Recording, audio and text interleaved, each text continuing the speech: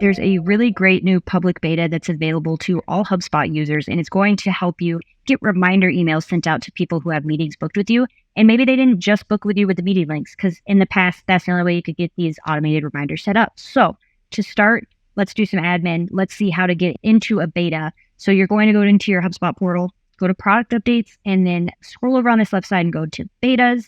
So the beta that we want to use is this one right here, with reminder defaults and reminders for CRM bookings. So to get started, make sure that you opt into the beta. And then the next thing you're going to have to do is hop into settings, but it's very quick. I want to show you what to do.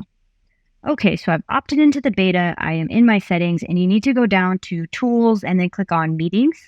And once you do that, you're going to see this new banner next to this toggle to turn on meeting reminders by default. Now you can customize this here, and this is going to be the default across the portal, right? So if you don't set up something custom on an individual meeting that you set up, this is what it's going to do. But I am going to show you what this looks like if you're booking something on a contact record or if you're sending out proposed meeting times. Okay, so I'm on a contact record and I'm going to go ahead and act like I'm booking a meeting. And what you'll notice here on the left side, if you scroll down a little bit, is that you have this new section where you can schedule these reminder emails. Now you can customize this based on when you want this to go out. You can also send multiple. This is going to override what we just did in settings for the default reminders. But this is great. So if I'm setting up a meeting for Mandy, I can set this reminder email up. Or if I'm setting it up for myself.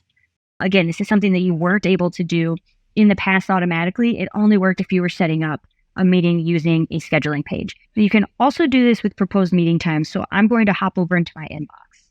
Okay, so I'm going to use the Chrome extension here to show you the proposed meeting times and how this is a very similar experience. So if I want to send these proposed meeting times, going to go ahead and do that. And then as you'll see here on the left side, again, there's this extra section here where I've got this scheduled reminder email. So I can go ahead, set something up custom for this meeting that I'm setting up. And then I don't have to worry about it, right? I don't have to send out a manual email.